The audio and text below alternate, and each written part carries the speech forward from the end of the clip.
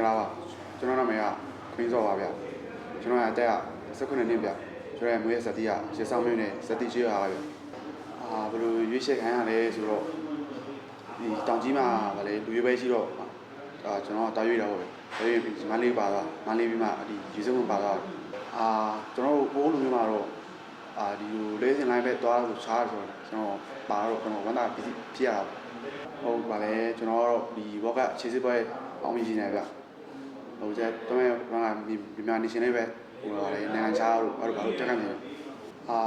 ဘာကြောင့်အောင်မြင်လာလဲဆိုတော့ကျွန်တော်တို့အတင်းကဆရာဝန်နဲ့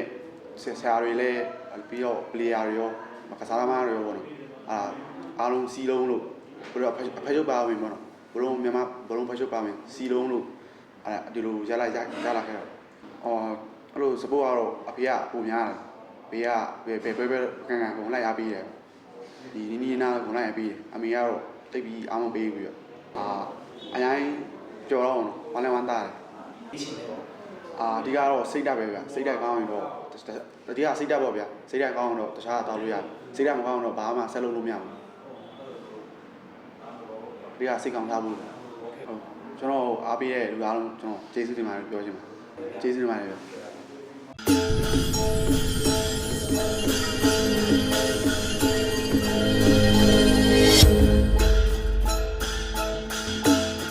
မင်္ဂလာပါဗျကျွန်တော်နာမည်ကဥက္ကုမိုးလင်ပါဗျခွန်ဝင်းစောအတွက်ကြတော့ကျွန်တော်တို့ကကြီးမားမားကြီးတိတ်မလုပ်ခဲ့ရပါဘူးသူကကျွန်တော်တို့ဒီ U15 ဖွဲ့တဲ့ချိန်မှာသူ့ခေါ်ကစားတယ်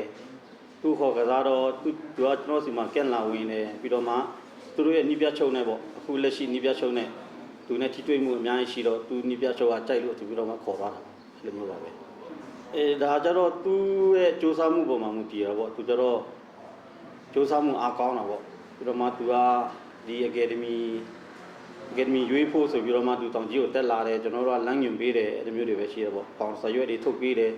ဘယ်လိုသွားရမယ်အဲ့လိုမျိုးတွေပဲပြောပြပေးတာပေါ့အများကြီးဘယ်လိုပြောမလို့ဆိုတော့ကလေးတွေကအခုခေတ်တွေကကလေးတွေက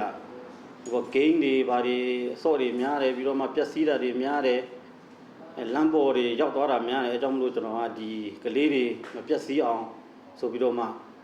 အသက်17နှစ်ကနေ14နှစ်အထိအဲ့လိုမျိုးတွေတင်တန်းတွေလုပ်ပေးတယ်ပြုစုပြောထောင်ပေးတယ်အဲ့လိုမျိုးတွေပေါ့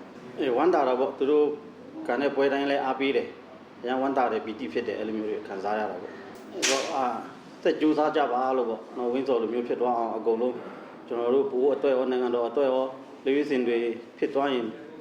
နိုင်ငံတော်အတွက်လဲကုံဆောင်တယ်ကျွန်တော်ဘိုးအတွက်လဲကုံဆောင်တယ်ကြိုးစားရှင်ကျွန်တော်ပုံမှုမှာလဲတင်တန်းတွေနေ့တိုင်းလုပ်ပေးနေတယ်အခြေခံတင်တန်းတွေလုပ်ပေးနေတယ်လာတက်ပါလို့လည်းဖိတ်ခေါ်ပါတယ်ဟုတ်ကဲ့ကျေးဇူးတင်ပါတယ်